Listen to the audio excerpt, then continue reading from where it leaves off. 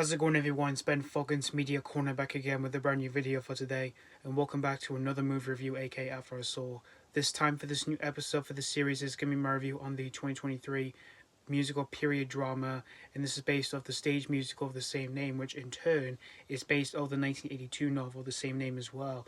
And this is also the second film adaptation of the book to the screen, in which we had a movie based off that book to the screen back in 1985, which was of course directed by Steven Spielberg, and that is of course The Color Purple. This is directed by Blitz Bazawule, and this tells the story of a woman named Celie, played by Fantasia, Barrino, and she faces many hardships of her life, but she ultimately finds extraordinary strength and hope in the unbreakable bonds of sisterhood. So that's pretty much the story of The Color Purple 2023. Now, when it comes to the stage musical itself, I've never even seen it before, and when it comes to the book itself, I've never even read it before either.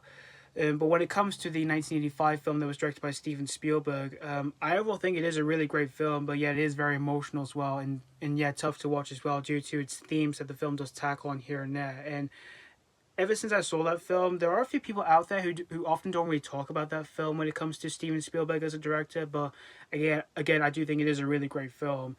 And so when I heard we were going to get a newer version of The Color Purple for the big screen, I was pretty curious because at first I thought it was going to be like a remake to Steven Spielberg's film, but no, it's a totally different thing here because, as I said before, this is based off the stage musical, in which I went to this film knowing nothing about the stage musical because I've never even seen it before.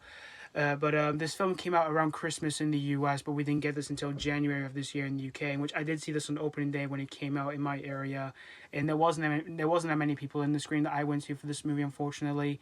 But after watching this whole movie here, I gotta say, you guys, that I overall had a really terrific time here with this new version of The Color Purple. This new version was definitely really great here. The performances in this movie I thought were overall fantastic. Like Fantasia Barrino, who plays the main lead, she was really powerful in the movie, and I really felt for her character so much in the film through what she was able to bring out, because she brings out so much desperation to a character in which you can just immediately feel for her so much, in which all she wants to do is that she just wants to escape the many hardships that she has to deal with in her life, like the abuse that she always gets from a abusive husband in the film.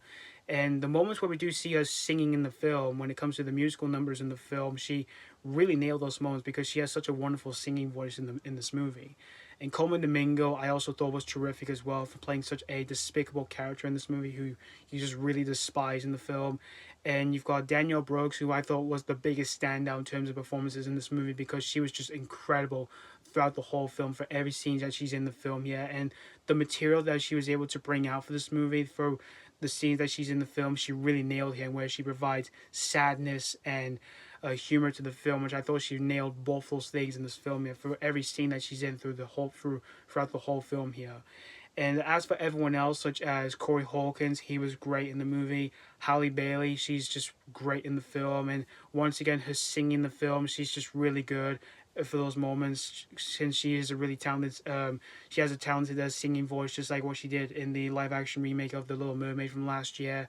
And you got pop singer her, she was also great. And Taraji Henson, she was excellent from bringing out such a joyful performance to her character in the film. And everyone else, they were all just great.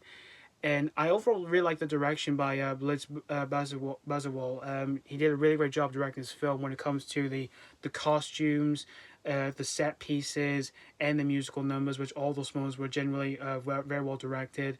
And the songs in the film were just overall just a lot of fun, where it provides a lot of different emotions when it comes to the songs in the film, where there are times where the songs are fun, and there are times where the songs are like emotional, which all those were just really well done.